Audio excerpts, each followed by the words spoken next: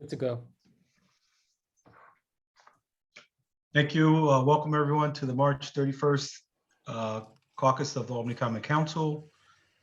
Present for the record are council members Flynn, Anani, Hoey, Farrell, Fahey, Conti, Frederick, and Doche, along with staff, Danielle Gillespie, our clerk, John Raphael Pichardo, our research counsel, and Brett Williams, the corp counsel.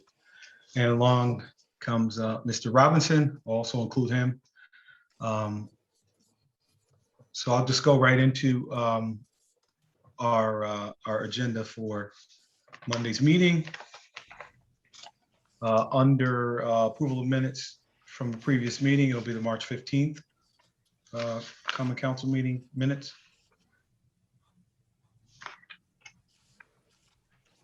Okay. On to local laws introduced. Actually, Kelly, the first order is going to be a public hearing. Oh, yeah, you know, I looked right at it and Yeah. and skipped down it. I'm still outside cleaning up my yard. Sorry. Under public hearings prior to the meeting minutes, we have ordinance 46-122 20 that we'll be having the public hearing for. Can I ask a question on that?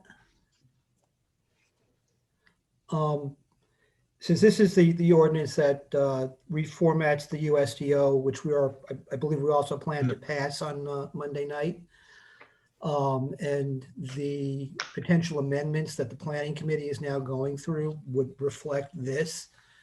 So my question, and it might be to Danielle, is, and the whole purpose of this was to get this up on E-codes. And so my question to Danielle is, how soon can this be online in E-codes so that it is available for the public, since this is what we're going to be amending? And you're muted. I'm sorry. I was talking to my mom and my son. They're on the other side of the computer talking. I'm so sorry. I'm assuming they're on standby. I'll reach out to them first thing in the morning just to make sure that once it's approved and then signed off by the mayor, Right. everything is available for public consumption. And then I'll let you know, or send an email out to the council body to let them know how quickly they can have it go live. Great. Yeah, I think it has to be a priority to really get this up online. Thank you. Mhm. Thank you, Richard. So on to local laws introduced. We have local law F of 2021 by Mr. Ballerin. It's a local law in relation to eviction proceedings. That will be a referral to the law committee for further discussion.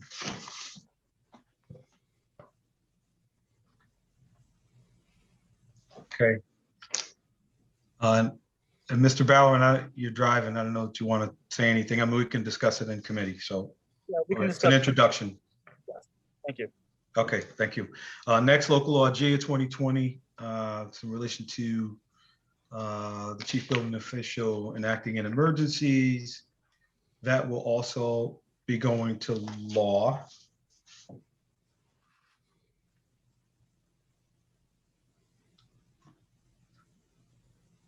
Okay, all right.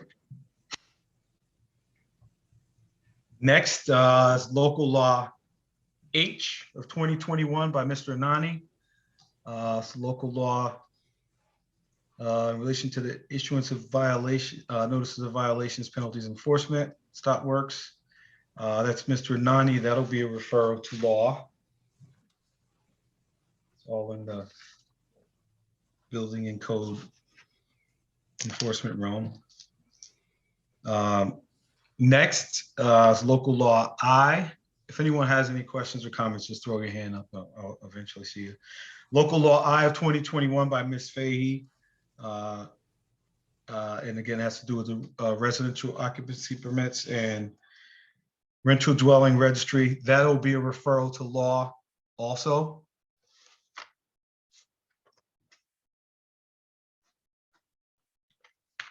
Okay.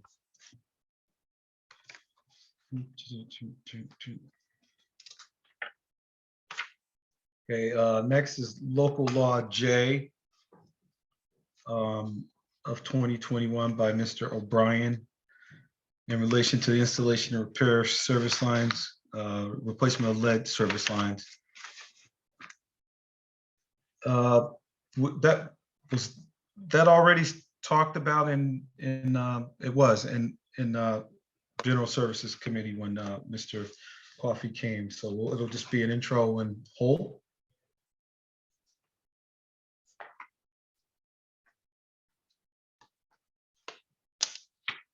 Kelly, Yes. why are we holding it if it was already discussed and it's not going to committee formally? It is. Well, okay. Has it aged? Have we been, when was the committee meeting? That was my question. That holding was just for time to elapse. We passed the time we did, right? It's just being introduced on Mondays, doesn't exist yet.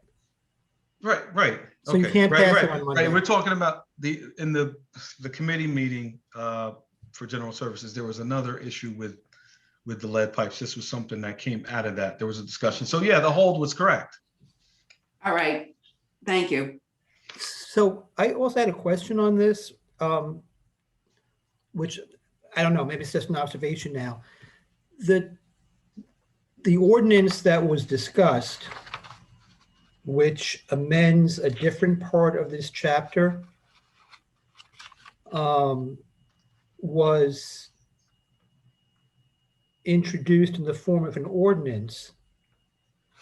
This one, which adds a new section to that same chapter, is introduced as a local law. And the original chapter, the underlying chapter, was added by local law.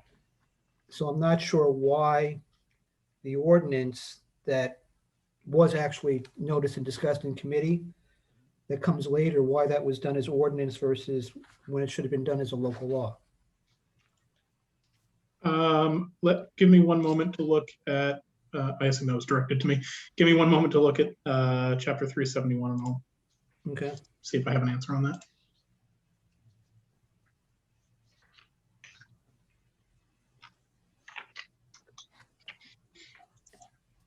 And I didn't notice that until today, even though the other one was introduced a couple of weeks ago. I apologize.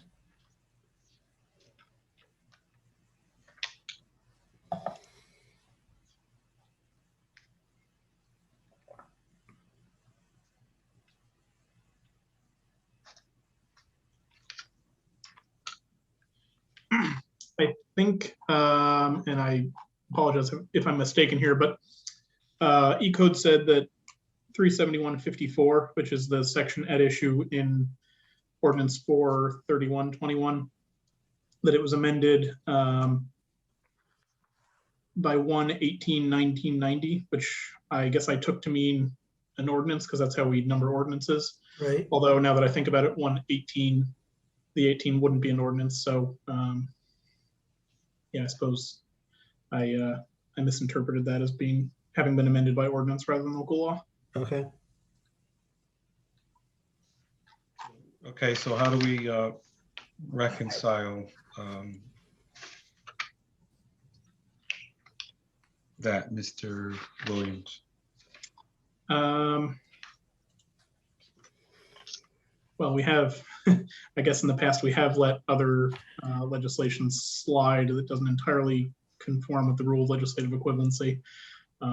We have, but we haven't. And in this case, probably let it slide, but there was, I don't know if there's a fatal error here or whatever, but it's just, again, in terms of. You know, for what it's worth, I will say the code is replete with similar situations, not all of which have been my fault. No, I know. A few of them have, but otherwise, I guess we could, I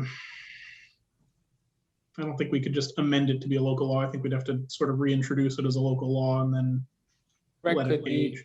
could we consolidate the ordinance that was originally introduced and then consolidate it with this local law? Just, That's what I was going to suggest. Yeah, that's a good idea, actually. and then just let it re-age, and then we'll pass it in May. I mean, not May, April. Yeah, the Late second April meeting. So, Okay, so we're good. April 19. I don't know if there's an urgency in this otherwise, but I think an April 19th date would probably be okay. okay. Thank you for that, Richard. Okay, so that was it for the introduction of local laws. Then we go on to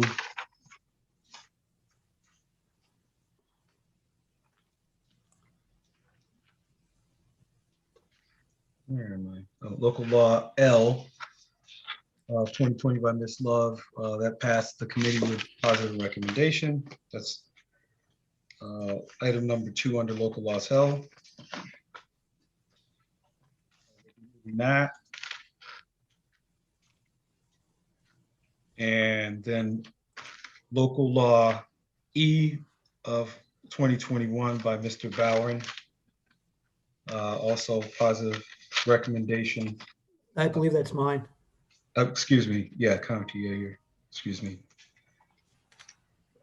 But yeah, it passed public safety, so we'll be moving that also.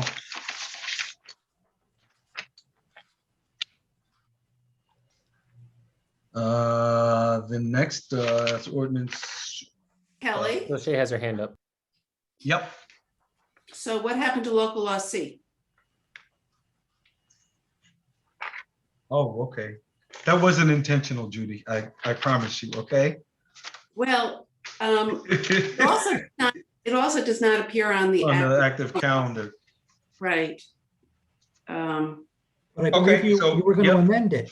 And it Yeah, would you have to got, it age. can't be on the active calendar if it's being amended because it has to age.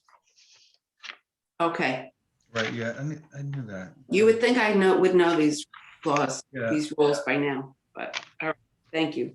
But you are going to amend it during At the consideration meeting. of local laws, correct? Judy, you're turning me all around today, as if I'm not already all turned around. Thank you. Everything's my fault, I know. No. Mr. Williams has his hand up. Yes, Mr. Williams. Yeah, regarding local law E, which I think I'm not sure if we were done with our conversation about that or not, but Lieutenant Flack at APD reached out to me earlier today and pointed out that the local law refers to section 357-4 A and B in a few different locations. That I have to change that to 357-2 A and B. That's just a small edit. It won't change any of the substance of the local law, but I will need to make that edit before it gets acted on. So Okay. I guess that, I don't know if we can bypass a sort of ministerial typographical change without having to age the law again, but In any event, I think the mayor was willing to do an emergency message Yeah. for passage on the night of introduction. So I'm sure she'd be willing to do an emergency message to take care of that for Monday. Okay. And if we can do that.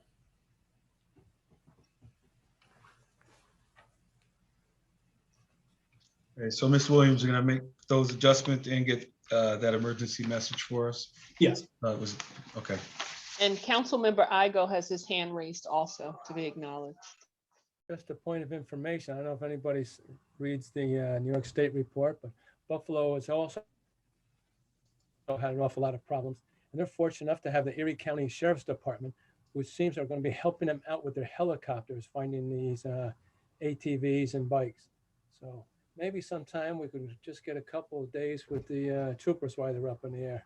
Just a suggestion. That would be nice. Yeah.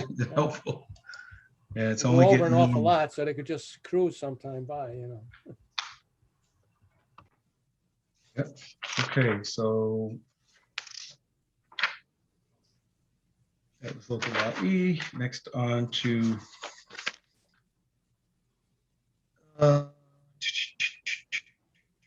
The 40, number 12 under ordinances held, so ordinance 46-12220 is the subject of our public hearing.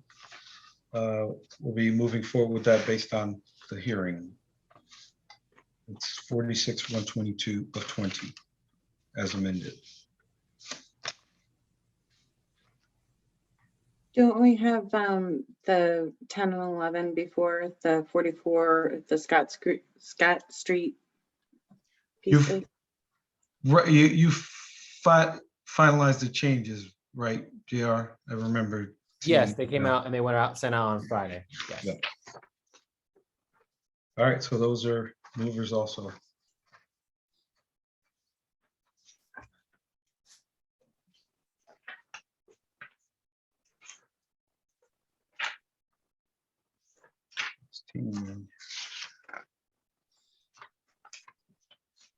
All right, I said 12 already. That ordinance 46-122-20. Next, Mr. O'Brien's, it's number 16 under ordinances held 431 of 21. That was for the lead pipes. Went to committee, passed with a positive recommendation. We'll be moving that. That's the one that might be. They're withdrawn, holding. Or holding that or one. withdrawing that one because That's we the might. one we're because that's the local re-editing law. it. Oh, right. Yep. It's being combined. Sorry.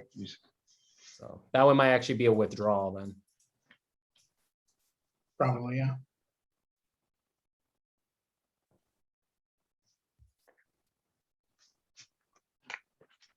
All right, so what do I have?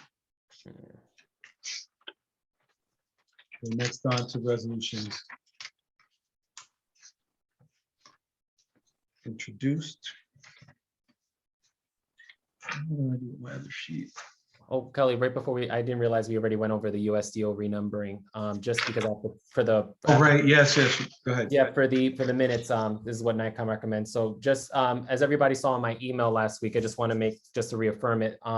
The USDO renumbering based on SECRA, it's a type 2 action, so no further environmental review has to be done on it.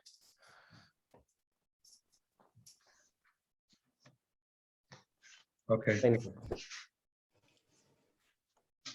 all right. So next, resolutions introduced, 32-41-21.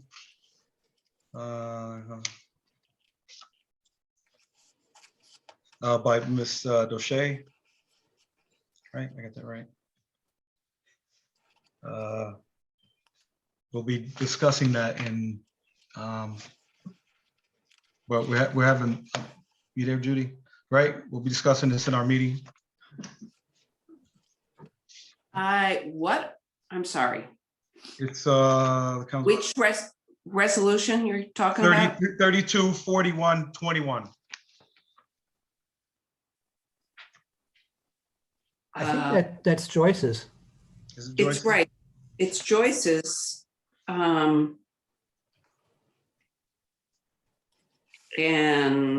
All right, my apologies. yeah, we've noticed a meeting for April 7th. I imagine we could take this on. Are you going? Was I going to refer it? Yeah, So you're going to refer it to Housing and Community Development? yeah. Does it need to be referred to Housing and Community Development, or can we just, it's a resolution, right? Yeah. I mean, I'm not opposed to doing that. I'm just. Is Okay, there- members are okay. Yeah, we can just go with it. I bet you most members would be co-sponsors too. I certainly would be. All right, I mean, okay, never mind. You say something, Richard? No, it has a whole bunch of talks about opportunity zones but I guess people don't like opportunity zones. That's okay. If anybody has questions on it, I drafted a lot of it, so I can answer any questions about it, if there's anything, since Ms. Love's not here. Any Well- questions? I'm okay with voting for it on Monday, but I'm actually curious what the administration is doing as relates to trying to promote more affordable housing in the city. So that's the only thing that I wouldn't mind taking it to committee to hear some of the steps that are being taken to address some of the endeavors of this resolution. So maybe it should go to committee. That is not on the active list that I'm looking at, correct? No, it's not. Okay.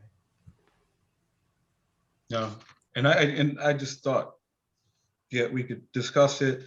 It's affordable housing. I also wanted to, hear from the administration that there's that affordable housing task force. I think it's been down for a while, to get some input from them and to see where. Oh, I don't know if it's actually, I think it's pretty, that task force has been pretty dormant.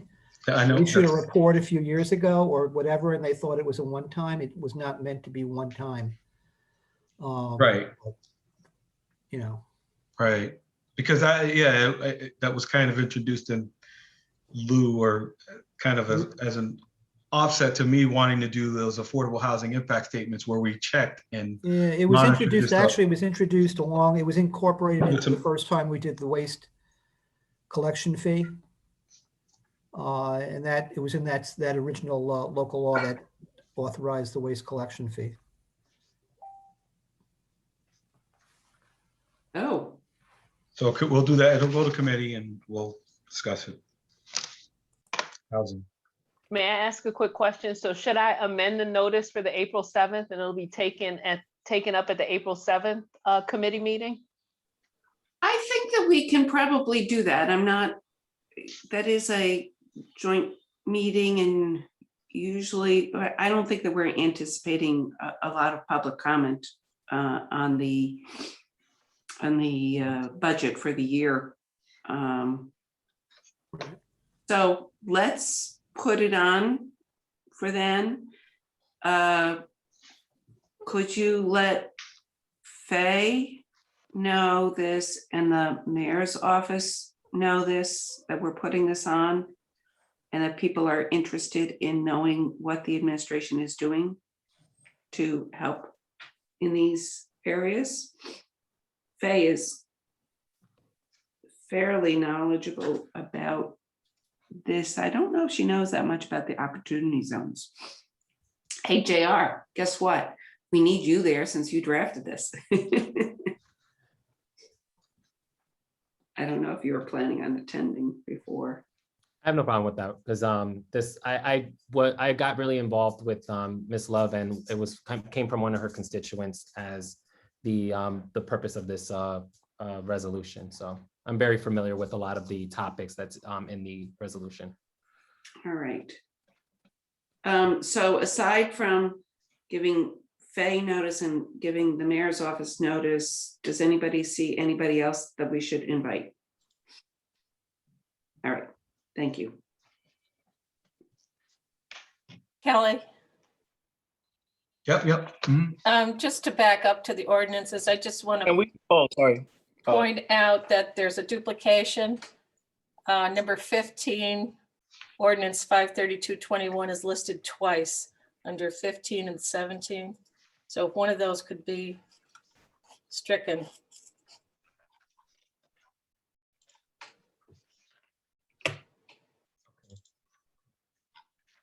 They're the same ordinance.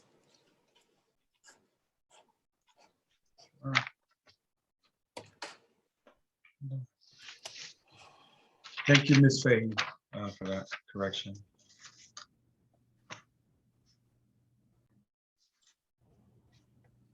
All right. Kelly. Oh, I'm just sorry. Getting back to resolution 324121R, would it behoove us in that committee meeting to have representatives from the Albany County Land Bank there as well?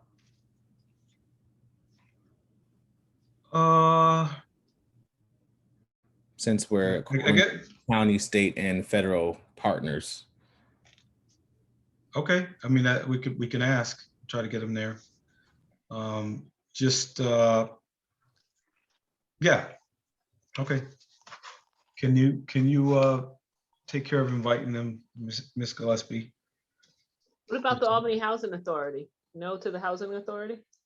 This resolution mostly focuses on home ownership as opposed to rental. But sometimes some of those Housing home is trying to do ownership that. programs come through housing Yeah, authority. they do. Yeah, I remember Yeah. now. Yeah. Mhm. Actually, that's, yeah. Mhm.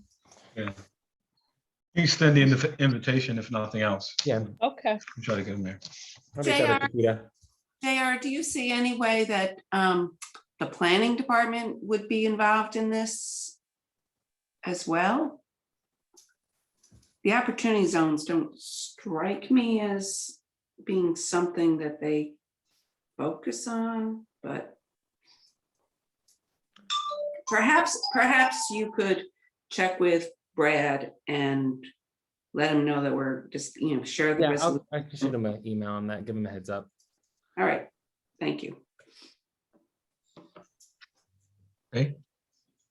Are you gonna say something, Mr. Williams? Oh, no. Okay, yes, you lit up. Okay, next, resolution 334121. Consented to elimination of 2 full-time positions and creation of 2 others, and the office of the treasurer. That'll be Ms. Farrell in finance. Will be going to finance.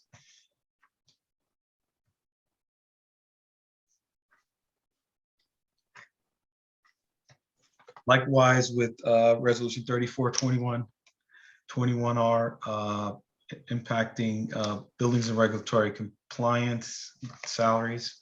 That'll also be Ms. Farrell, the finance. And lastly, resolution 354121. We're all co-sponsors on that, the anti-Asian racism resolution. Be a pass.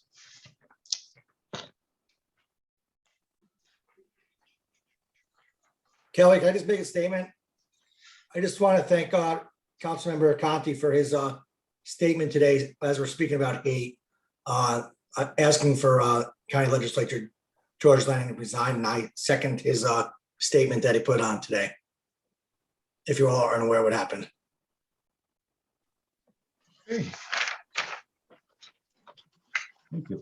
I'm not aware. Can you fill us in? Richard, you want to speak on that? 'Cause I didn't see the whole video. but- Apparently, there was a county legislator named George Langdon who made some rather homophobic remarks at some conference. I'm not sure exactly when that happened, but there was some video of that on social media that I think appeared today. County Exec Dan McCoy, County Legislative Leader Andrew Joyce both put out statements condemning it and calling for, I guess, his resignation. I also put out my own statement today as well. And I can forward that to everyone. I'll send that, I'll send it to Danielle maybe, and she can forward it to members. And there's something else that just, I know the TU has an article online right now that'll probably appear in tomorrow's paper. Richard, if you wouldn't mind just making our post public, we could share it off of your page too. Yeah, I know it's on my the council Facebook page, as well as my personal page. And I can just share it from. Yeah, but I'll do that. Okay. Next on to 2 resolutions for finance. It's resolution 233121R. That's number 9 on resolutions held, and number 10, resolution 253121R. They're slated for the finance committee meeting tomorrow, and we'll be moving them pending the outcome of those meetings and those discussions. So those are those 2. Next is number 11 under resolutions held. So myself, Ms. Love, and Mr. Robinson, more so Mr. Robinson. It went to committee and passed with a positive result. I don't know if Mr. Robinson, if you wanted to, is he still here? I don't see him. want to say anything about it, but it passed, so we'll be moving that also. It's in honor of Warren Mackey and renaming Livingston in his honor. It's a good discussion. His wife and daughters attended the meeting, and it was emotional. Kelly, Yeah. were you putting up a street sign? And in any particular block? Yes. Oh, yeah. No, it's Livingston between Lark and Swan. Okay. The only reason I bring that up is discussions I had with Bill Trudeau about different things. He mentioned that, I think everybody knows that Paul Dillon, the sign fabricator, died sometimes last year. Mhm. They aren't able to fill that position. They're trying very hard. Got to the point where Bill is learning the apparatus and he's doing signs himself. So Yeah, that, Yeah, he was in that's the what he meeting. told us. He was in a meeting and he Meeting. said he'd make the signs. We Okay. definitely have him in he time. wants the biggest, leeway he can get to fabricate these signs. Biggest notice you can give him. Yeah, and he participated in the meeting. And he said he told us he'd fabricate them and he was gonna get them done in time for No, but our for event. anyone in the future, I don't know if that was brought up, it was just one committee or what. That's all.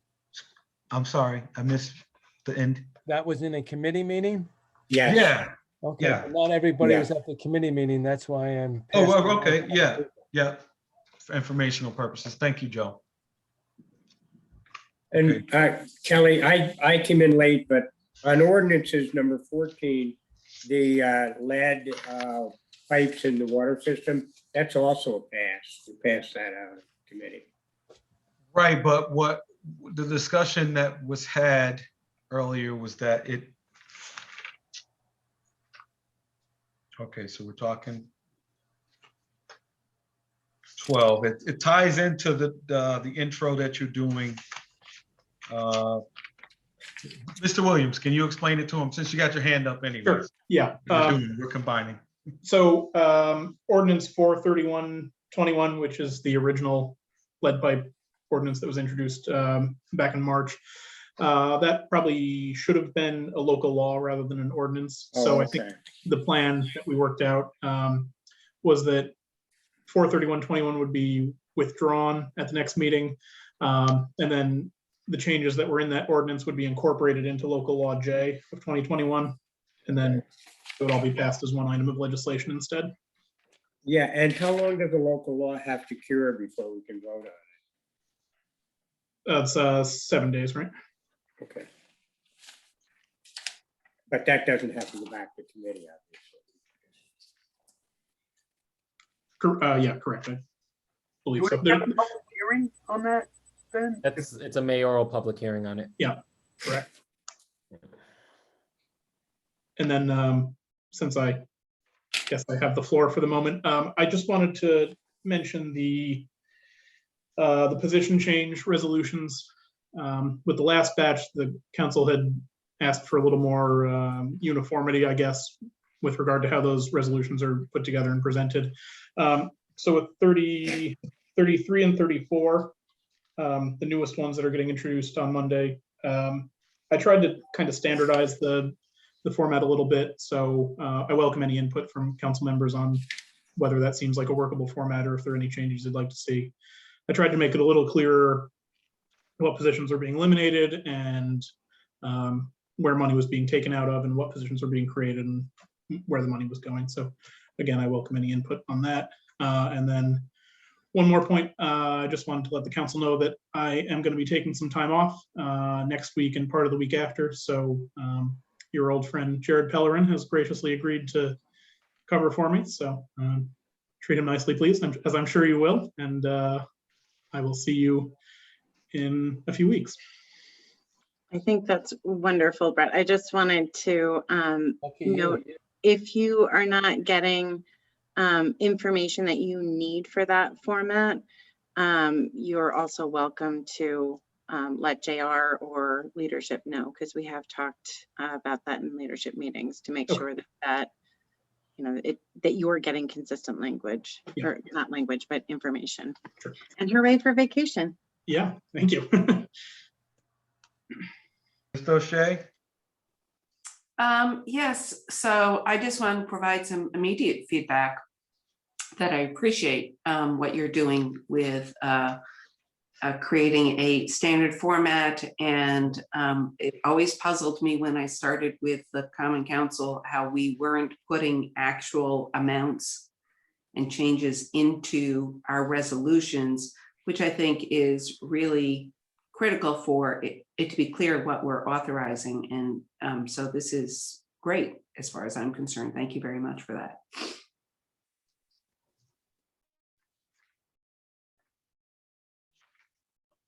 All right, so we're at the end of the agenda. I wanted to kind of talk a little bit about local, go ahead, all the ordinances. Go ahead, JR. Oh yeah, just real quick. I just need a little straw poll, I guess you could say, really, from the council members. We did get the notice from the planning department that we are an involved agency for purposes of SECRA for the project on Washington Avenue, and they're asking that the planning board be the lead agent, or if we oppose it. So I just need, for the record, for the minutes, is everybody okay with deferring to the planning board? The only involvement the council has on it is the developer's looking for a pilot, but it's not before us at this present time. So that's the only involvement the council has on it. So is everyone okay with deferring to the planning board on it? Yes. Yes. Can you give a little more information about the project on Washington Avenue? Yeah, it's a student dorm. It's where the Crestfield Hotel is. It's in the 12th ward, but I'm okay with the planning board being the lead agency. Okay. On the seeker. Sounds good to me then. Thank you. Okay. So yeah, local law C, we kind of skimmed it earlier. It's got to age, but we had a pretty in-depth discussion at the last public safety meeting, and I just wanted to. I personally don't think. And local law C takes the ability to use tear gas away from the police department. I don't support that, but I wanted to have a discussion to get other members' thoughts. It's clear where the sponsor is, but again, I think it's a really serious issue. If you guys think we should discuss it or do it, deal with this someplace else, we can, but we had the committee, it passed out of committee with a positive recommendation, but we need to have, I think, discussion on it. I mean, support. Mr. O'Brien.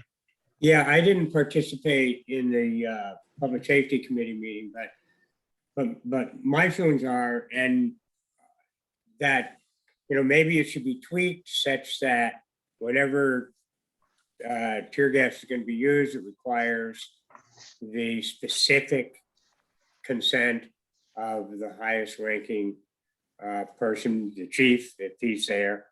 Certainly, not a, I guess I wouldn't bring it down to the commander or sergeant level. Because quite frankly, I mean, what is the alternative? And I mean, is the only other alternative shooting projectiles through the air at people, or close quartering with a baton or with a spray mace? I mean, it seems to me that as a riot control agent, that's what it was designed for, dispersing people. Obviously, it has to be used wisely and not frequently. And that's my feeling. I mean, it seems to me, I don't know what the alternative in the case of a full-blown riot would be. I mean, officers going in with batons, I don't think it's going to work. Just my thinking. Thank you, Mr. O'Brien. Ms. Fahey. Thanks, Kelly. I did listen in on the meeting, and I didn't participate because I really wanted to listen. I know so little really about tear gas. And oh my gosh, what an incredibly emotionally charged issue it is. And this particular meeting, anyone who wasn't there, I would strongly encourage you. I mean, it was a long meeting, but it's worth listening in. And I have to honestly say, during the course of the meeting, I really went back and forth as to whether or not I supported this or not. And there was definite flip-flopping. And I do feel, I'm glad, Kelly, that you brought it up again tonight. I couldn't help but feel that we needed more discussion on the issue. You know, some of it is because, you know, as Mike says, what is the alternative? You know, the idea of you know, this non-lethal approach, this tool, the CS gas, is to prevent something more serious, you know, the taking of life. And, you know, what are the alternatives to that? And it's worth listening to hear this one of the sergeants, and I'm forgetting her name again. Kelly, can you remind me? Yeah, Sergeant Alex Hansen. Alex Hansen, and she was directly affected. Somebody threw a brick through a car window, and she got glass in her arm. I mean, she felt like her life was being threatened. You know, what is the recourse when that type of thing happens? And Kelly, you know, was reminding us that there were Molotov cocktails being thrown at the police as well. I mean, people, and it's not just the police, of course, but people were in danger. So, you know, I think we have to ask that question, what are the alternatives? Now, since then, I've gone back and done more research on the CS gas, and I know, I mean, from what I'm finding out is that it's very unregulated. People don't know the long-term effects on it. So there's a lot of concerns on both sides of this argument. It's a really tough one, and I appreciate everyone's input at that meeting. But I can't, you know, I really don't know where we should stand on this. And I can't help but think we need more information. So just those are my 2 cents. Okay, Mr. O'Shea. Thank you. I do want to, in addition to the conversations that were had during the public safety meeting, following that meeting, we received the mayor's response to the resolution that was passing the plan. The second paragraph of that talks about the outreach that they engaged in. And she highlights this outreach resulted in recommendations such as the reinvestment of asset forfeiture, the ban on tear gas, community diversion initiatives, and countless other recommendations. I want to highlight that she's raising the ban on tear gas as something that was brought forward. I want to say it's implied that it's in a positive sense. On the second page, she notes that my administration intends to take action on everything listed in the final report and has already begun the process of implementing many of the items categorized as short-term. She doesn't say almost everything, she says everything. I know that there were 2 places where this was mentioned in the report, and people seem to want to focus on the fact that a ban, the one part of the report talks about restricting the use of tear gas in heavily populated, dense neighborhoods. And says, and look for safe and effective alternative measures which will allow for the efficient disbursement of unauthorized mass gatherings. That's not mutually exclusive with the other part of this report that says that the police have many tools at their disposal for crowd control and should rely on de-escalation techniques rather than tear gas and battle armor. And then they specifically recommend eliminate the use of tear gas and decrease the militarization of the police force. It says ban the tear gas and decrease the use of military style weaponry by the police department. That's an express recommendation. I apologize for my cough. And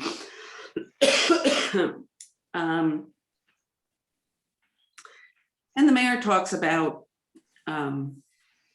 implementing things needing to rely on other people.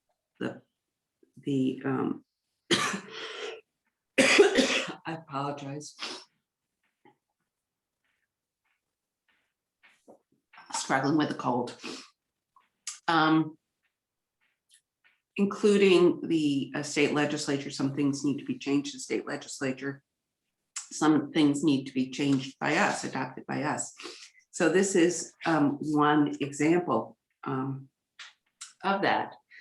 And a clear majority of the council voted to approve the resolution adopting this plan that the mayor is telling us that she intends to implement every one of the recommendations. So it's up to us to either support her in that or stand in the way of that. I will note that as a result of a number of people raising concerns about hostage situations, I have proposed, and it was passed out of committee with a motion by Mr. Hoey to address hostage situations. I had a conversation with JR about that language, and he indicated that hostage situation is a hard one to define. I went into the penal law and see that kidnapping and I forget the other terminology. And so I've deals with restraining individuals against their will. And so I have referred to that because Mr. Ballerin also raised the issue of it not necessarily being an indoor situation, but yet there's a lot of concern about protecting people in densely populated areas. I have added in a requirement that they provide notice to residents and also people in the area that might be adversely affected by it so that they can protect themselves from exposure. I had a subsequent conversation with Mr. Ballerin in which he indicated that his intent was to go beyond that and allow the use of tear gas anytime there is someone with a gun, which is a significant dilution of the restrictions in this, and also would apparently allow the release of tear gas fairly routinely in highly densely populated areas. And I will note that a lot of the gun violence, the majority of the gun violence happens where people of color live. And that's one of the concerns here is that the incidents last year were done in an area, the release has not happened in 32 years in general with regard to demonstrations, but had to do with, ironically, people of color expressing concerns about the treatment of the police towards them. And that is when there was and frankly, I think people are rightfully upset about that situation. And then ironically, that's when tear gas was used in mass. I understand the concerns, but it has been 32 years since there was a use of tear gas in that situation. I am concerned about the escalation of violence, my perception, the escalation of violence by the police against people of color. And that's not just across the country, that includes here in Albany. I have had an enlightening of what people mean when they talk about the militarization of the police. I think that we need to set up a different dynamic and set the police force to work on coming up with those alternatives that the collaborative report talked about, and which seem to have been being used in other demonstrations in general. So I think people should take a close look at what the mayor has said in response to the resolution. And I think that people who voted in support of the plan need to follow through on supporting the plan. Thank you. Yes, and I mean, we all acknowledge that it was a plan. It's the beginning of the process, and we'd be making some changes going forward. So I don't think we're not staying true to it by not acting right now. But Mr. Hoey. Thank you. I re-watched the whole public safety hearing. It was 4 hours. I mean, and it was tremendous, Kelly. And you know, I appreciate you keeping the process moving. I did send everybody an email with an article. It was an op-ed from a National Guard. I think he was a colonel, you know, talking about the militarization of crowd control. And this is a serious problem. You know, we're a democracy. People are allowed under the First Amendment to go down and complain if they're not happy with the way things are. As Judy said, it was 32 years. I think the police reported they've used tear gas twice. And contrary to Councilman O'Brien, there are things in place when it can be used and when it can't be used. I was standing right next to the chief, and all of a sudden the tear gas started flying. I mean, there was fireworks were being thrown at us. You know, the officers came, they pulled the chief into the building, and I'm left out in the yard. And if you go to, there's an actual video, and I did save it, at Fulton County News, where the guy recorded everything. You can see me climbing, trying to get out of there. And thank God for Kelly, and thank God for Corey. I was gassed, and I brought this up at the meeting. I was gassed bad. I was on the ground, and they lifted me up by my arms, and I couldn't open my eyes. It was just horrible. It's, you know, somebody said it's a tool. Are you kidding me? It's a weapon. It's a weapon meant to hurt people. And I brought up at the meeting, 1993, this tear gas has been banned by the Geneva Convention. All the countries in the world said, we will not use this in warfare. But it's okay to use it on your citizens in your own country. I mean, come on. You know, I know where I stand on this. I know how I'm going to vote, and you all have to vote what your conscience is. But you know, over 800 people watched that video and made comments, and I read every comment. And you know, it was interesting to read the comments. You know, some people got mad at me. They were probably pro-police. I'm not anti-police. We got a problem in Albany where we don't have enough policemen right now. I've been saying this since I started.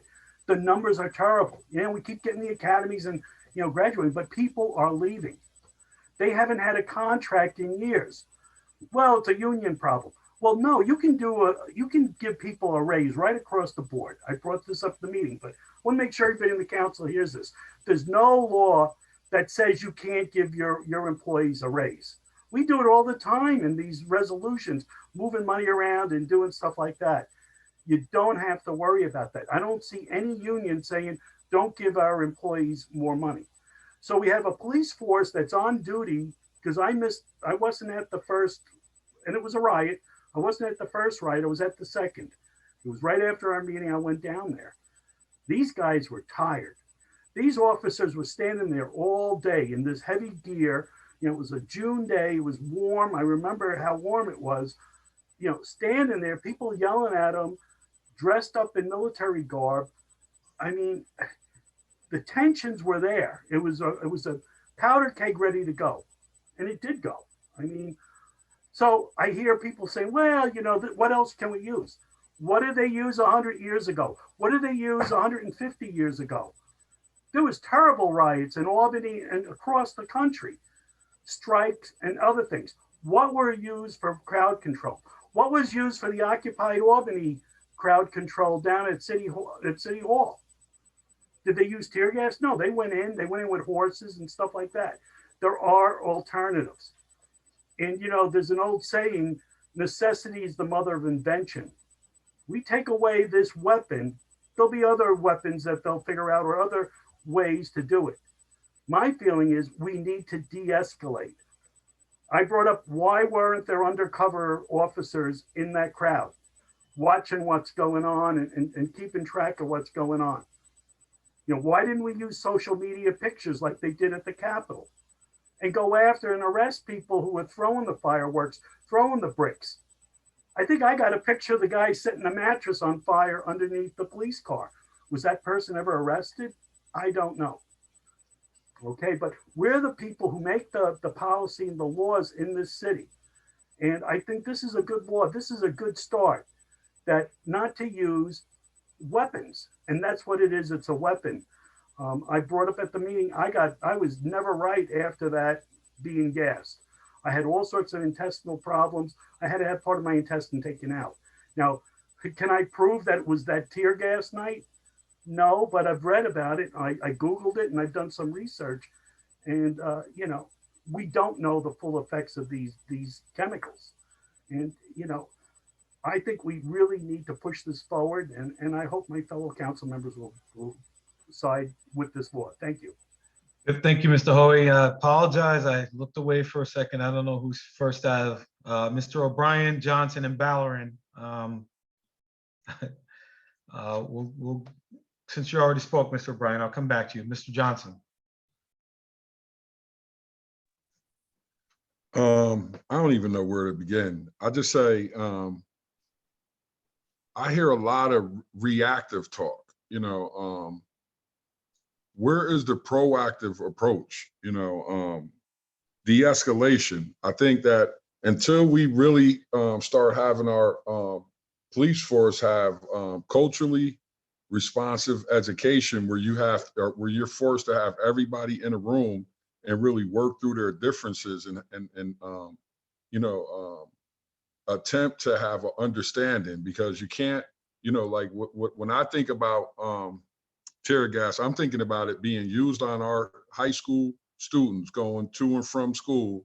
The pictures that I see of people who have, you know, authority over our kids, you know, that's how the tool, that's the vision of the tool that I see. When I think about the first night of the protest, you know, the tool that was utilized, it wasn't an announcement and it wasn't any warning. It just was utilized. And, you know, when I think about the council president asking a question about what is the regulations, what is the routines, and not being able to be given a clear answer, that's problematic. And then to hear people use, you know, military situations as a reason why they still should have it as a tool, like, we have to stop creating scenarios, you know, like, you know, we're gonna create a scenario why it still should be used when we know it's not, it shouldn't be used. We heard the people say loud and clear how strongly that they feel against it, but yet we're gonna have another conversation about something. And, you know, the message is clear that people spoke. I don't understand why we still having a conversation about it. You know, I didn't want to say this to the chief, but that's, you know, like, that's where I'm expecting that $45,000 increase that he got. Like, you know, I feel like that's where you can show your worth to the city. When that question is asked as the head of the APD, you had a chance to be able to show, this is why I deserve more money than the last chief, because I can, you know, I'm prepared for this situation right here. Because in leadership, that's what happens. You know, when you at the top, you're expected to be able to respond to the needs at the moment. And right now, it sounds like, although we've had these situations that clearly left a bad imprint on the people, although we're at a time when people are calling for change, we're going to say, okay, we're going to change it, but we still need to have access for this situation. And I just think that I'm strongly against it. The people spoke, and, you know, from firsthand experience and personal, you know, up close, it's not a good situation to be in. So I will be supporting the non-use of tear gas. Thank you. Thank you, Mr. Johnson. Mr. Ballerin.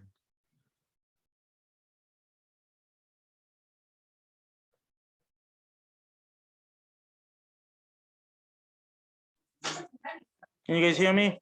Yes. Okay. So I want to piggyback on what was already said.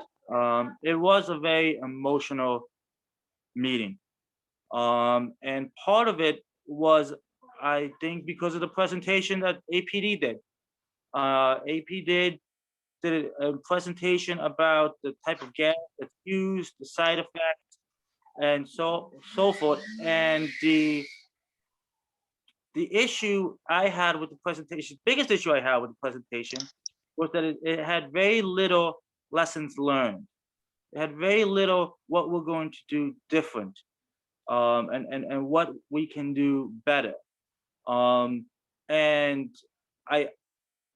many ways, I don't blame the detective that made the presentation. I'm not sure if he was given the heads up that 4 of the 5 committee members had felt that gas, had felt that burning in their skin and in their eyes.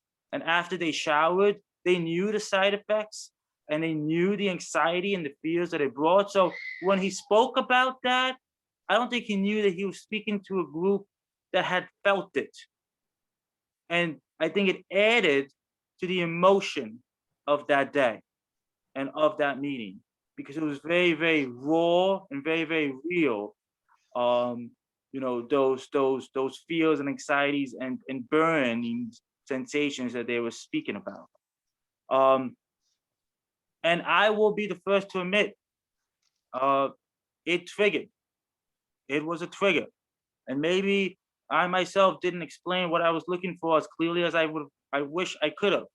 And I got caught up between saying gunman and gun person. Let's be honest. Most of these individuals that are picking up gun are males. So let's not be so I got myself caught up in this. I do appreciate the language that has been added. And I do appreciate the fact that there was information, that there was added language about a hostage situation, because my concerns that I'm hoping we can address by the time this gets to the floor is not that it shouldn't be, not that it shouldn't be banned when we're dealing with protests. I agree, it should be banned when we're dealing with protests. It shouldn't be used as a tool to deal with disorderly conduct. It shouldn't be used in that manner. My concerns are that I feel that it can still be a good tool to be dealt with in a hostage situation, which I appreciate the fact that the sponsor has added that language in, and also when you have a gunman situation. I think that is, and I understand it's not, that doesn't make it a complete total ban, but it gives it a very narrow scope of how it could be used that I do believe is going to help save lives. And I think that we have had an increase in gun violence in our city. And not just have we had an increase in gun violence, we've had an increase in the style of the violence. We have seen assassination style homicides in our city. We've seen an increase of mass shootings in our country. So I think allowing the police department to have it for these narrow situations is something that is beneficial to our residents. The last thing we want, if it can be prevented, is a shootout on our streets. I agree with Councilwoman Doche. There should be a warning and there should be an announcement made so that residents can have an opportunity to close their windows or get out of there. I can tell you in my neighborhood, in my ward, we had this situation a few months ago. So it's not as if it's this far, far away thing that doesn't happen. Where we thought there was a hostage situation, ended up not being a hostage situation, but it was an individual with a gun that had pinned themselves down. And after multiple hours of trying to do negotiations, the police came in with this tool. And it allowed to save lives. It really did. And I think it's again, it's not a total ban, but it's a very now use that I also believe addresses the issues and concerns that are being brought up by those who want a complete ban. I think it also brings up and addresses those concerns, and I do think it protects those individuals that council members want to protect. But it also makes it so that it's a tool that can be used when we have a severely dangerous situations, specifically when we're talking about hostage situations and individuals with guns in our neighborhoods. So and I'm very open and blunt about my position, and I am, because I want us to be thinking of how this affects the interaction on the ground level, and how the different situations that occur, and how we can prevent this from happening in the situations like that Monday, but how we can use it in situations like what occurred, in my ward. Thank you. Right, go ahead, Mr. O'Brien. I didn't read the mayor's letter in such a way that I thought she was saying that she's going to ban tear gas. And if that is her intention, then why did the police department show up at a common council meeting to advocate against banning it? And then from what Tom had said, I mean, I would think it should require the specific authorization of, certainly if the chief's going to be there, it should require nothing less than his authorization, which obviously didn't happen because they had to haul him away into the police station after the tear gas was set off. So I guess the question is, obviously, I think you need better regulation of who can authorize and under what circumstances, when and where, because it seems to me from what Tom said, the chief didn't even know that it was going to go off. So that's a pretty big red flag on how it was used at that particular time. The other point is, Tom had said it's banned by the Geneva Conventions.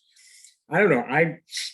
I was a JAG in the National Guard, and I went to JAG school, and what is banned in the Geneva Conventions are all the nerve agents, blood agents, and intended to be lethal weaponry that's done by gases. So it's not a Geneva Convention violation from all the training that I've had as a National Guard JAG. But I agree with what Alfredo said, and he was there. I mean, it shouldn't be used routinely.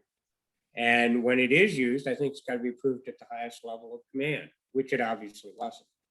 So I just don't think that a total ban is necessarily the correct way to go. Obviously, getting lessons learned, as Tom pointed out, that presentation may not have shown lessons learned. I suppose there has to be lessons learned to strictly limit how and when it's going to be used. And, Yeah, so, and that's okay, all. thank you, Mr. O'Brien. I just want to add, and I had a conversation with Mr. O'Shea earlier about trying to create another exception by way of having the chief or deputy on site making the call. Also, language in line with our riot first in the penal law in New York State. It's an e-felony, and it's a person is guilty of, and this is in response to this riot situation. Person is guilty of riot when 10 or more persons engage in tumultuous violent conduct, thereby intentionally or recklessly creates a grave risk of public harm, and in the course someone gets hurt, physical injury or significant substantial property damage occurs, like setting a building on fire or something like that. Having that rule where the chief has to be there to see it, to make the call, or one of the deputies, having the riot definition or law or being in place as the guiding factor, and limiting its use to the folks there on the ground.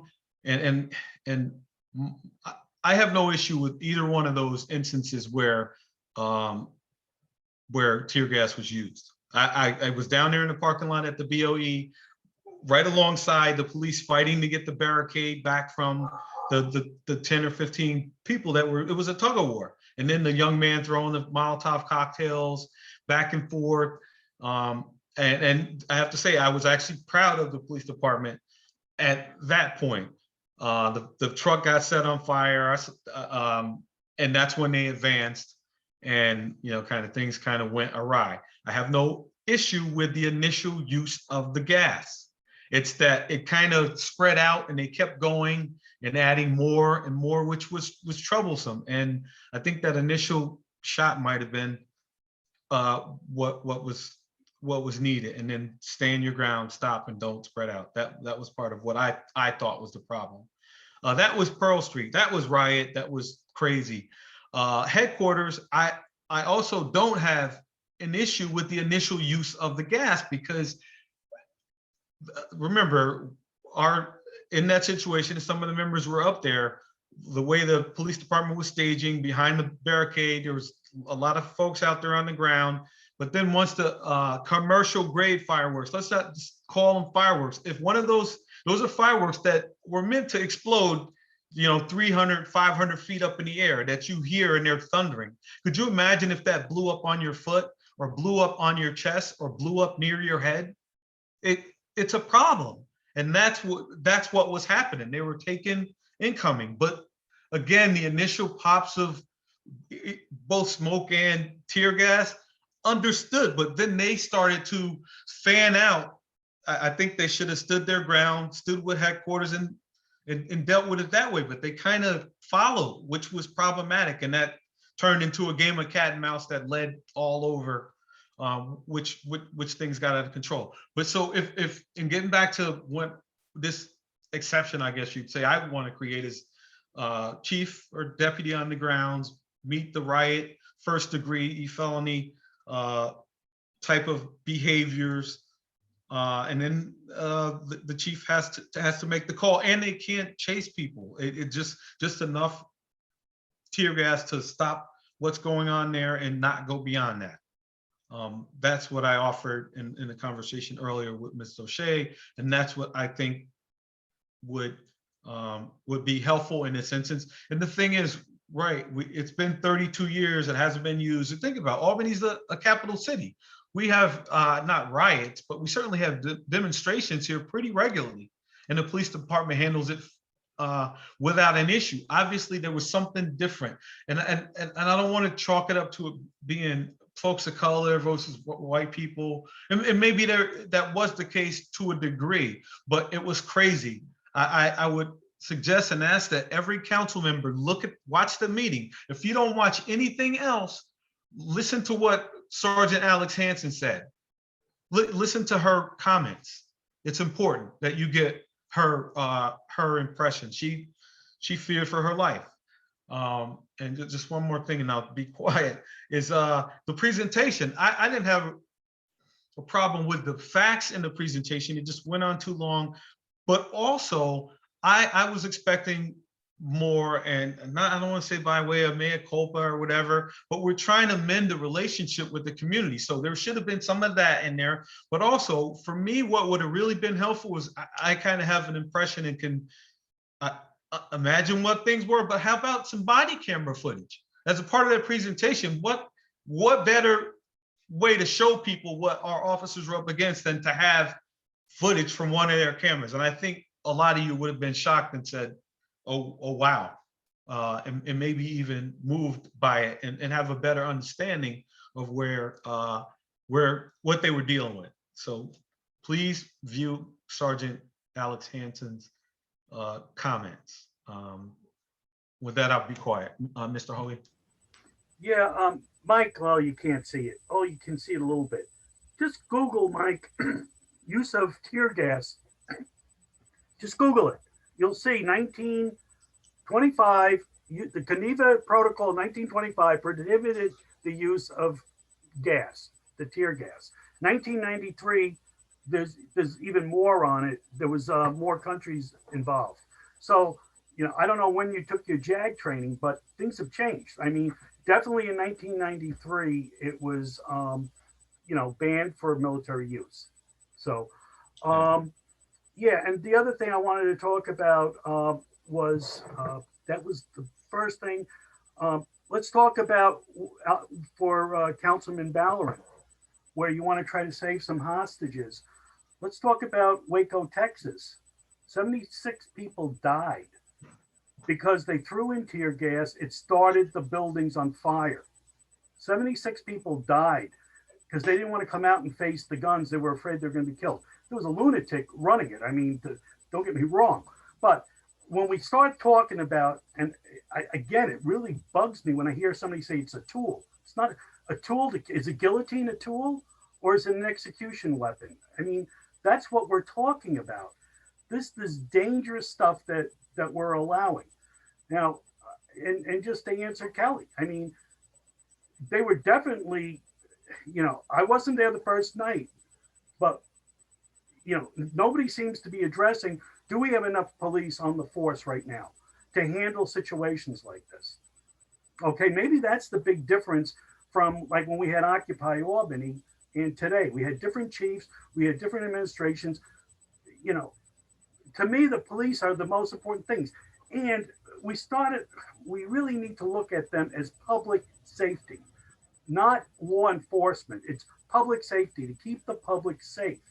And that's something we seem to be getting away with, getting away from, I should say, that, they're there and, safety is a big issue with most people and most of our citizens and residents of the city. They want to feel safe. And, how do you keep people safe? You could say, yeah, we'll do this tool. We'll throw everybody in jail. Every person, that doesn't go with the guidelines, let's just throw them in jail. And what happens? We throw them in jail, and then they learn to be even better at, committing crimes. We got to look in our society at how we help people change from being lawlessness to being lawful citizens and residents of our community. And I want to get back to this escalation. Why didn't we have people out in that crowd? Why didn't we have police out there? Public engagement officers, where were they? It's easy to say, well, let's just use a tool. But why don't we do the hard work? People were upset. Mr. Floyd died, and that's why people were there. I went down there, and here I am, a white guy, an old white guy with white hair. And what are you doing here? You're suit and tie. I'm concerned. I want to know why you're upset. Let's talk about it. And I know I was with one group, they wanted to talk to Officer Cancer. And, I went and got him and he talked to the crowd. I was doing everything I could, even though I'm not a social worker or anything, trying to calm people down. And, having this weapon being used on our citizens is just, we're throwing gasoline on the flames. We really need to reach out to our community, and we are doing it. Don't get me wrong. I mean, there's tremendous amount of work. I know, Kelly, with the committees that you're on, the violence task force, and reimagining the police, it's been a tremendous amount of work, and I think we're going in the right direction. And what I said before too, what if we do ban it, and it turns out that this was the stupidest mistake this council ever made? How hard is it to put it back in? It's not like it'll take forever. We meet every 2 weeks. So if it turns out that this was a bad decision, we can always put it back. But I would rather err on the side of let's protect our citizens. Those windows were open. There were protocols they were supposed to use. The chief even said it during the meeting. He's the only one who can authorize the release of that gas. If I remember correctly, I can go back and look at the tape, but I'm pretty sure he said that. But the gas was, or his designee, the gas was let loose. I wasn't there the first night. I can't judge on that. But the second night, there was no warning. The gas was let loose. And yeah, I had an M80 fly by me because I know what type of fireworks it was. And it was scary. But why wasn't somebody out there getting these guys? I walked down the block, and later when I was able to breathe and see again, I saw people throwing the fireworks. And it's just like, we should have caught the persons in the act. But I'll shut up now. But this is probably the most important decision we're going to make as this council as we come to an end in November. In January. This is going to be the most important thing, and you got to respect what our citizens and residents want. So I know what my citizens want. They want to be safe, and using a weapon against its own people, it's just a bad sign of our society. Thank you. Yeah, just to your point about putting it back if we made the wrong decision, what's going to be the triggering consequence that would make us switch it back? That's my concern. Mr. Igo, you just commenting on that. What are you going to do when you need it? Okay, need something. Wait 2 weeks. What happens meanwhile? What would have happened? I would have liked to know if that tear gas wasn't used that night when things was really going on. I mean, they say that the tear gas is to de-escalate people, keeping a safety zone between them. I can understand that. They were trying to de-escalate. Now, what if they didn't do that and everyone just came together? Another thing I've been thinking about, riots sometimes are between two different groups, and the cops get stuck in the middle of it. What do they do then? Just everybody let it go, and then my concern is too, if the riots get so big and our police department 3 shifts isn't enough, do you get mutual aid? Would they want to come in? Officers from other municipalities? Would they want to come in? Would their chiefs say, hey, I'm not bringing my guys in there. We can't, we don't have the power to do it. Where's that leave it? Riots get worse. Just little things that I think about. I think about it after the meeting the other night. And I don't know. I say keep it as a tool and be very strict with who can order it done. Just think what might have happened. I mean, those guys were getting hit with, cop went down, and he was a horse officer. They weren't on the horses that night.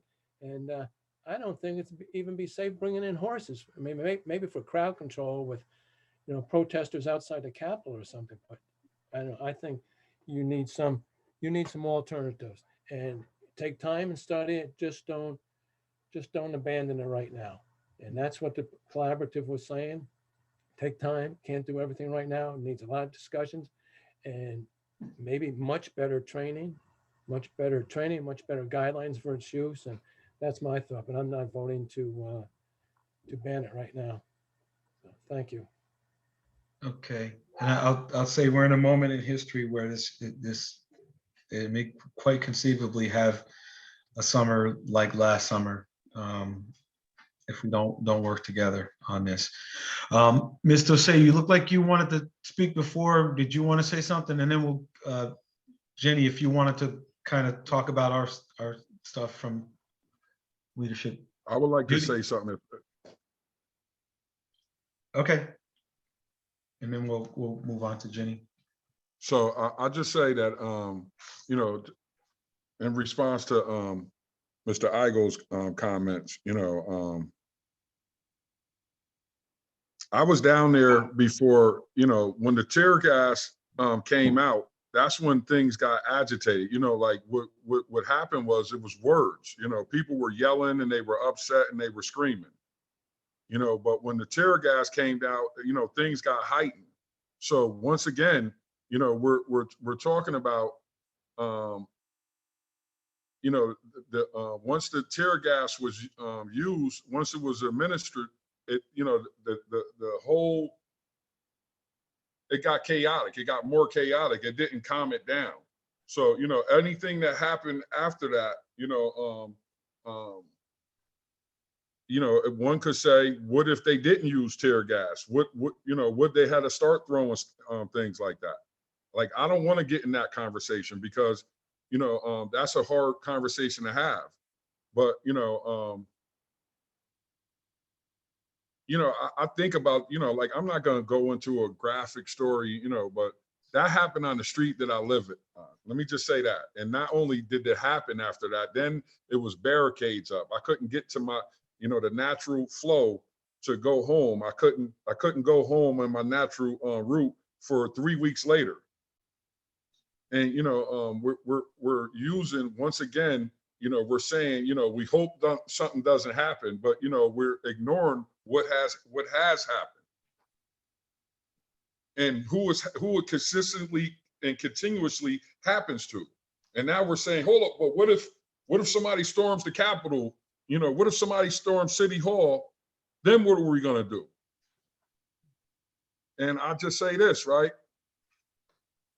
I bet you if we ask Sheriff Apple questions, he can give us clear-cut answers of how he's gonna do something, what's the procedures, and because that, like that didn't happen, it left even, it added a more foul taste to, this conversation. And we're still having it, and we're, it's saying, we're wrong. We're wrong for responding to the people, because once again, this is not something that, we're in front of. The people were in front of this, and the people were at the end of the container, the spray. The spray went on the people. And once you touch the people, and once the people speak, why are we, acting like we didn't hear and acting like we don't know? And it's a tough situation, right?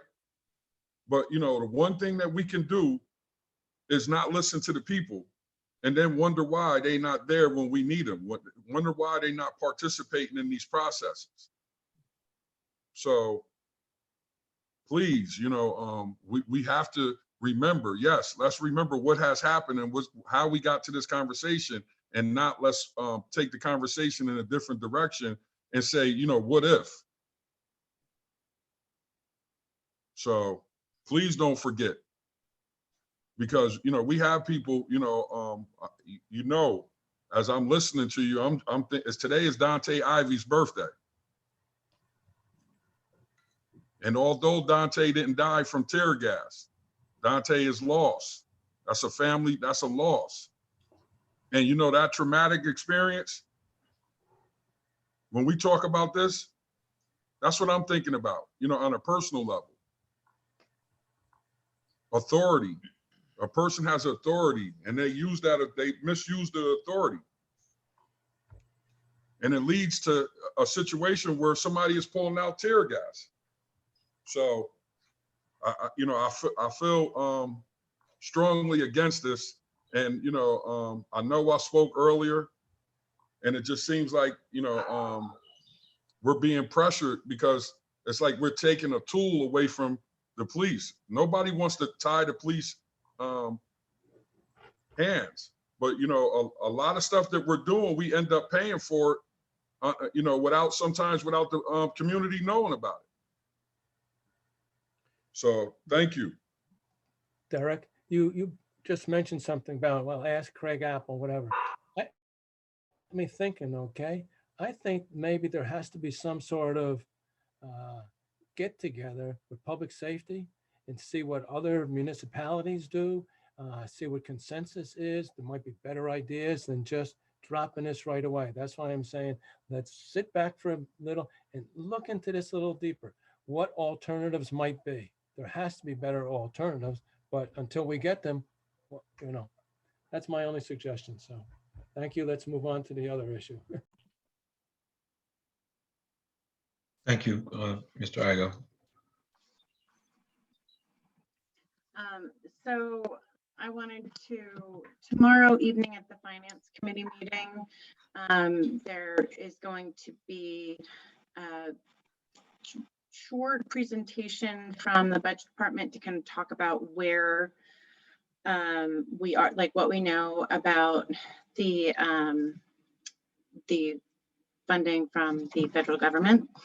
And that is, and I'm going to do like a quick synopsis of it, but since we're already losing a lot of people, I would just recommend, they did a great PowerPoint and they're going to be doing that. It has a lot of facts with it. So if you can't join in tomorrow, then please watch it. I'm also going to be sending out the PowerPoint presentation so you can go through there and then you can come with questions. So it'll be another exciting Finance Committee meeting with not just things to vote on, but again, presentations. So just to quickly go through it, Albany will be receiving $85,282,416. It's going to be paid in 2 installments. Sadly, my notes, it's not exactly clear, but we get half and then another half, and I believe it's the next year, but that will be cleared up tomorrow. New York State got $12.6 billion within Albany, other things impacting us. The school district got $46.6 million. CDTA got $51.7 million and Albany County got $59 million. The funding, a lot of the funding, it can be spent on 4 main pieces. And it has to, it's a 5-year, it has to be spent by 2024, but it's also for those 5 years. So an important thing for us to keep in mind is this is not just, $85 million that we need to spend right now, but it is something that's supposed to support us over the next 5 years. A big piece that it's supposed to do is to bring back revenue loss. So within the city of Albany over the next 5 years, their projected revenue loss is just over $58 million. It can also be used in response to the public health emergency or negative economic impacts. So that is kind of a broad-based one, and there still is not yet any guidance from the federal government on exactly what that means. So there's a lot of questions that people have been asking that we just don't yet have the answers to until we get that guidance from the federal government. And so the external task force that Mike Whalen and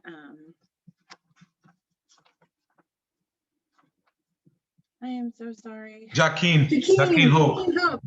Yeah. Who I know way better than Mike Whalen. But I wrote down Mike Whalen's name because I know Joaquin.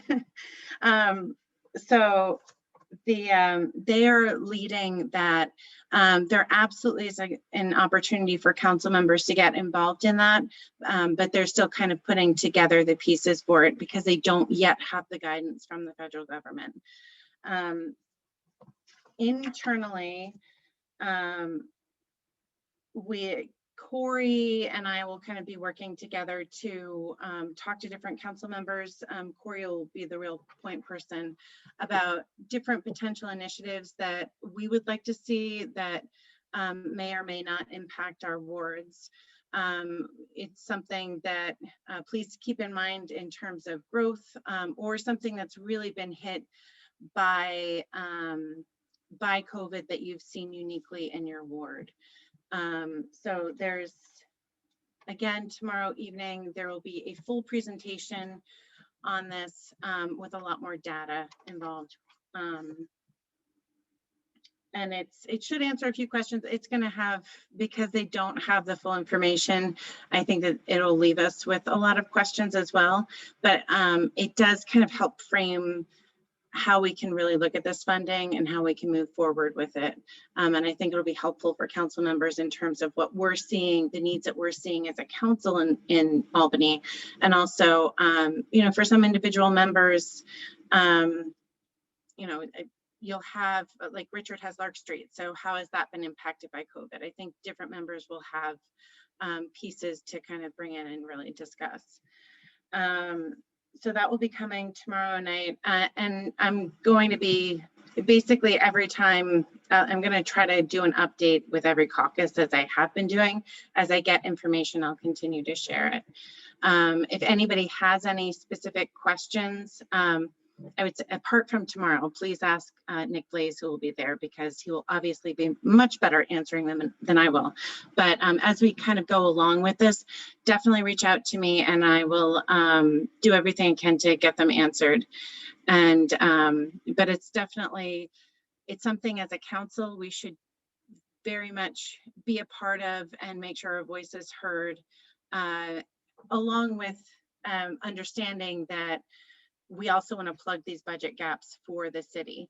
So it'll be great to be able to have that understanding. I know that I've had a lot of outreach from constituents. I'm sure you guys have too. So to be able to explain those, the budget needs, I think will be really helpful for all of us. Kelly, did you want me to bring up the mayor's letter? I have that in my notes too. Actually, before I move into that, this was touched on, but we are very short-staffed in APD. They are 40 officers down and 23 are inactive for various reasons, you know, military leave, illness. So they're very short-staffed. If you go to the Albany Police Department page, please share it out, because our staffing in APD directly impacts how we can handle things. So as we move forward with the other discussions, we really, each of us need to do everything we can to get police officers. So there is a current class that has 25 in it, but we obviously have a much bigger need than that. So please share that out. In addition to sharing that out, if you'll remember, if we want to have our parks clean and beautiful, we also need those seasonal workers hired for DGS. So I believe that is also on the DGS page. Please, anything you can do to get, you know, if you hear of somebody, share it, anything we can do to get that staffing there, because we all want these things, but if we don't have the staff in place, that's one of the biggest issues. So making sure that we can actually hire the people to do the work is so important. So that is definitely something that that we really, just as council members, would be great if we could do that. And then Kelly, did you want, should I talk about the mayor's letter? Yep, sure, yeah. We all got the mayor's letter for Executive order. yeah, on the on the police reform that we passed, the police reform bill in the executive order thing. And I apologize if my words are all over the place. Some days my mind is mush, and my day job and my evening job have really been colliding this week. So, so we understand, and we definitely appreciate the work of everyone in the committee, and everybody, all the staff that did that. It was a huge process. A lot of work went into it. So there was certainly, as the council moved forward and had issues with different pieces of it, it was not saying anything negative about the work that was put into it, but rather that in Albany, we want a higher standard. That policing is a huge issue. There's not an easy piece to fill. So the council itself, we didn't love this legislation that we passed. So from our stance, we agree that it's not ideal. The council, the members that voted for it, a lot of them, myself included, talked about understanding that this is the beginning of the process. And that is a very important piece, that even though a ton of work was put into it, we have a lot of work that is left to do. So I stand by what we said with that. I think that a lot of us would have been happy for it to go further, but also understood that we had an executive order that we had to work within, and wanted to move forward and understood it was a process. With that said, the mayor has the power to veto it, and that's her choice if they're unhappy with it. So our stance is that we stand by it, and I personally stand by it, and believe that it's the beginning of the process. And if it's not something that works for the administration, we understand that and respect it, and she has the power to veto it. So that was our kind of within leadership, what we discussed. Yeah. Mhm. Go ahead, Joe. I thought you were going to discuss the other letter that I talked about. Yeah, I spoke to Mr. Pichardo, and going into executive session for that was Okay. not Because if we don't straighten this out, I won't go to any more executive sessions. right. Right. And well, the thing is, most folk, and I wanted to start with that, but then I had a conversation with Mr. Pichardo, and he kind of I can understand cautioned that. against it. But it is something that needs to be dealt with. It is, and we'll have to, maybe we can. I mean, there's a lot of questions behind it. Why, who, I don't know. But it can never happen again. It should not happen. People used it on their own to try to get some gain or whatever. I don't believe that was justified. So thank you. Let's bring it up sometime. Make time for it. Thank you. Yeah. Thank you, Mr. Igo. Mr. Howie. Yeah, just, there's been a lot of changes in the city. And I was just curious, do you guys know, like, who's in charge, who's the chief planning officer, and the changes in corporation council, or some assignments being reassigned? I know they're down, I think, 2 attorneys. So do we have any updates on that? Like, who's Brad? Yeah, Brad's got planning. Brad Glass is heading that up. And in corporate counsel, it's still Marisa. For planning, Brad has been standing in. Right. That's I should have said standing in, but yeah, Brad's taking care of that now. I'm sure down the line the mayor's going to reappoint someone, but that's where we're at right now with that. And then you mentioned the corporation counsel. I know they're down attorneys. Marisa's still the corporation counsel. Okay, but I meant, like, I know 2 people left. Amy Levine left, and then a couple of weeks ago, I'm trying to think of her name. I can picture her. She used to do a lot of the real estate dealings and stuff. I think Brett took over for some of that. but I'm just curious, you know.